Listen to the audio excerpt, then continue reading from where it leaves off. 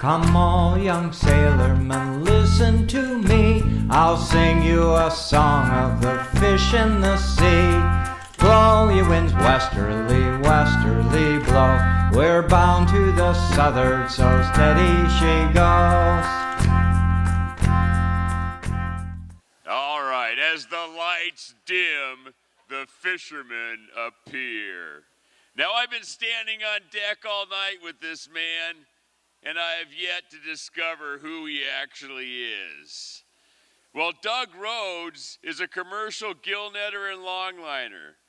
He has been fishing for over 50 years, starting out hand trolling in Sitka on a 13-foot Boston whaler at 14 years old. So let's tear it up for Doug Rhodes.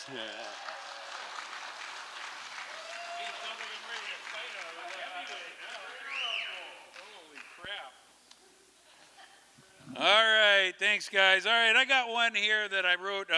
It's about a friend of mine who we'd go out gill netting and he comes back in and he's kind of addicted to those I guess they call reality shows that are all about our state. And anyway, I wrote this poem about it. I have a friend that loves Deadliest Catch and some of those other Alaskan shows too. I told him, but you're a commercial fisherman. This is the stuff you already do. He could go out and check his own crab pot or work on his gill net and add a new panel, or maybe just go out and anchor up instead of watching that Discovery Channel. He's watching all these Alaskan shows and there's new ones added each year. Most of them give you the wrong impression about what it's like to live up here. All of these shows are basically the same, people talking about the outdoor life they picked. Then you realize you're living one of these shows without about 90% of the conflict. I've ranted about all these shows before. I know it's nothing new, but damn it, we're commercial fishermen. This is the stuff we already do. All these shows can hook you in, and my willpower is not necessarily stronger. It's just that real life outdoor experiences you'll hopefully remember them longer. So go troll up a winter king on an early morning tide and turn off that Nat Geo channel and get your ass outside. All right, this other one I wrote, anybody in here longline halibut? Okay, if you have a boat that's over 40 feet, before you get to go out, you have to roll the dice and see if you're going to have an observer on your boat. Or like me, I thought I'm going to get away from all that and I'll let the government put cameras on my boat. And so I have cameras on my boat, and this one's called Government Porno. Big Brother started watching me this year, and I'm not sure what they will learn, but they installed a camera on my deck and another one out off my stern. The government is watching me, and I'm starting to get enraged. The cameras automatically turn on whenever the hydraulics are engaged. So when do my cameras ever turn off? This is where my fascination with them sours, because apparently after everything is turned off, they stay on for at least 2 more hours. It's all recorded on some fancy hard drive into a series of little video clips. Then someone down in Portland looks at and records everything I did on my halibut trips. Now, I'd like to know what kind of information, or what they've all recorded, and what kind of information they seek, because I know that at least twice I thought the cameras were off as they stripped down and took a leak. All I know for sure is the cameras have a fisheye lens, and they see things both near and far. But the people reviewing the tape should remember that objects may appear larger than they are.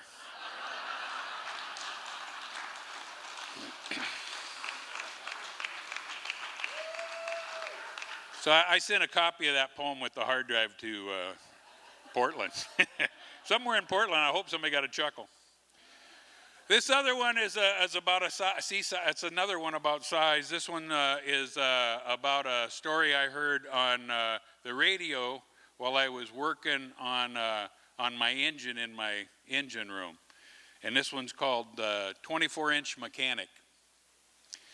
I had to fix my engine this year, and my engine room is really tiny. I was crawling around in my greasy bilge, but I don't want to sound that whiny. I had to reach up under my reduction gear, but no matter how hard I did strive, I needed to be a much smaller man than me, standing 6'5". Frustrated, I took a break from working. Listening to the radio sounded like the thing to do, when I heard about the world's new smallest man. And according to Ripley's, he lives in Peru. Well, I got very excited listening, as this guy was only 24 inches tall. And I began to let my mind wander about what could be done with a guy that small. I could slide him down along my bilge. He could inspect my oil pan inch by inch. Wow, this guy'd be in big demand if he knows how to turn a wrench. So the next time something breaks in a tight spot, don't you panic, because I want to become the manager of the 24-inch Peruvian Mechanic.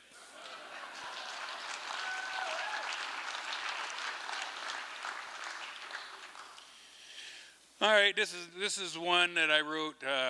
I'm pulling out some old ones because we haven't been here live for a long time. But this is one I wrote, gill netting, about watching this little spider out my window.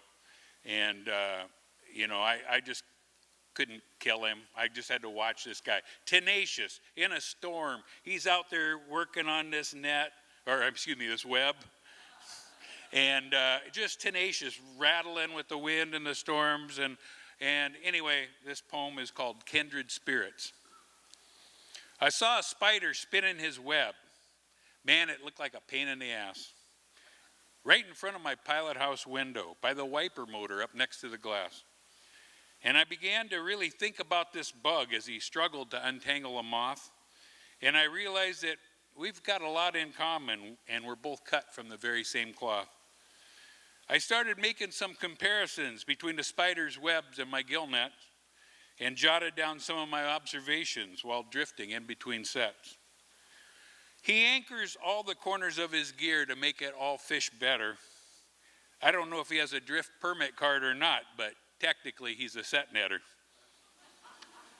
He works his web all summer like us until the fall weather shuts him down.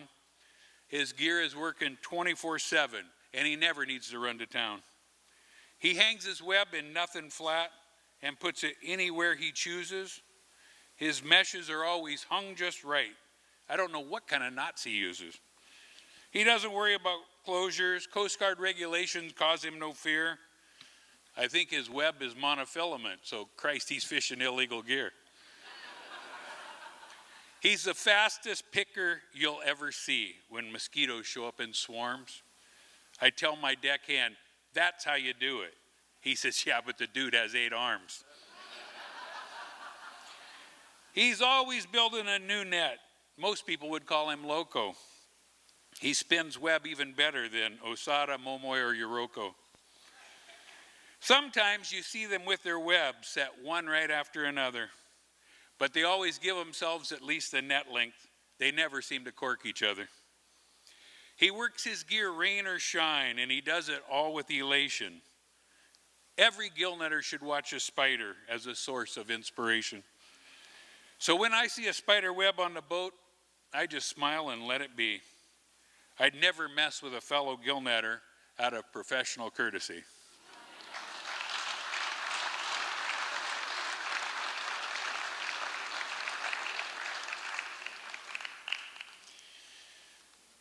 All right, here's one I wrote about when I was a kid. All the old timers would always help me out when I was a kid, and I just showed some interest in fishing, and these guys were always so good. And this is a poem about those guys. It's about old guys. I remember when I was just a kid, and my eyes filled with surprise as I walked the docks and looked at boats and listened to the stories of the old guys. They talked about the good times. They talked about the bad times too. But I just sat there listening because it was all so exciting and new. I learned about thread and herring, splitting tails and twisting hooks. bending Abe and Al's at the diamond. You can't read this stuff in books. I heard about surviving tidal waves, how to keep spoons bright with hydrotone, advice on how to make and use a code sheet way back before anyone had a cell phone. And now, after 50 years of fishing, as I tell you this, I can finally realize that you're listening to every word I say. Crap, I became one of those old guys.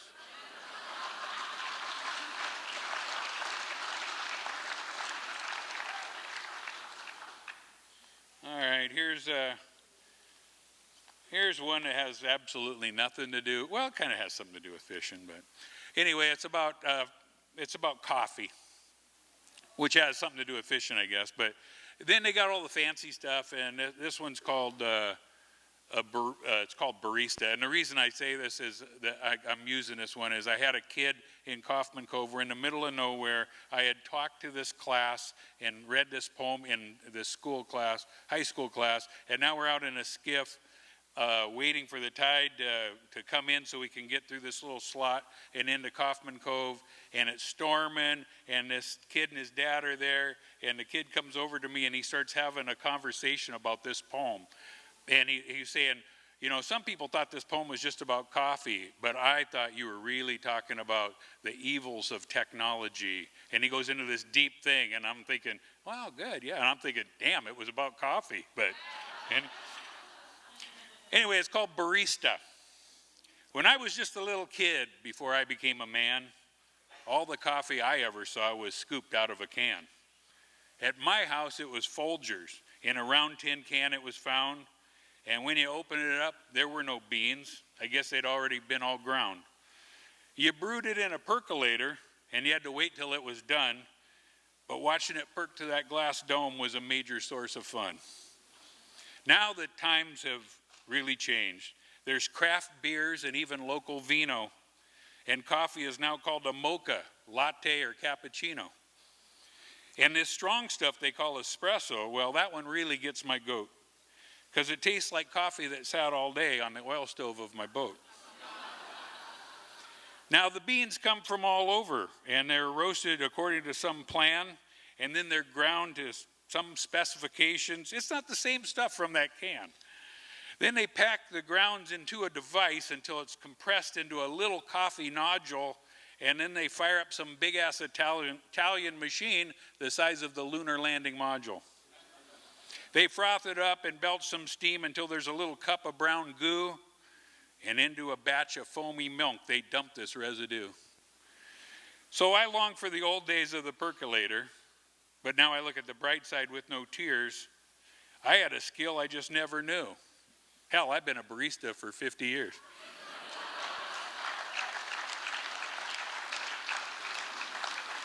All right, I'm going to end it with this one poem. And now this poem, I want you to just realize I'm going to take this poem. I want to make you smile. Sometimes I'll hear a joke and I'll try to make it into a poem. This is one of those. I'm going to take something right up to the edge, but I'm not going over it, so don't worry. Don't freak out on me here, okay? It's called Marooned on a South Pacific Island. A fisherman washed up on the shore of a deserted South Pacific island. His boat had sunk, but he hadn't drowned, and for that, this guy was smiling. But he longed for a little company, and for that, he shed some tears. He had no one else to talk with, and he'd been there 2 long years. Every day, he'd walk down to the beach and watch the waves roll in, soaking up the sun all alone as they rolled back out again. But one day, as he looked out at the ocean, he couldn't believe his eyes. A beautiful babe in a wetsuit washed up, much to his surprise. Her beautiful hair was flowing. This hot chick was really cute. And she licked her lips enticingly as she slowly unzipped her suit. She said, "Would you like a cigarette?"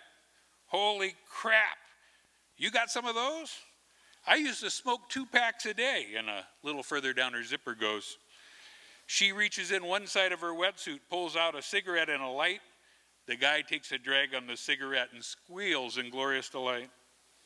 Then she unzips the suit a little further, below the tan line on the top of her bikini, and says, Now would you like a drink? I could make you a martini. The guy says, holy crap, that's my favorite drink. It's been 2 years since I had a taste. She says, well, today's your lucky day, and unzips the suit down to her waist. She reaches in her wetsuit and pulls out a shaker, ice, and booze, and makes the fisherman the best martini ever. This guy just couldn't lose. So the guy has a cigarette in his left hand and the martini in his right. And she unzips her wetsuit all the way down and says, now, what should we do tonight? She says, I was thinking maybe we could play around if that's what you'd like to do. The guy says, holy crap, you got a set of golf clubs in there too? All right, thank you. Oh Lord, same damn river, 40 years of working, all I had to give her. Hard on my back and it won't get better, gonna put that riverboat down forever. Load up firewood and cotton, folks who got the tickets and the folks who never bought 'em. Lean against the throttle, hope we get her off the bottom. Hear that whistle in the middle of the night, forgotten.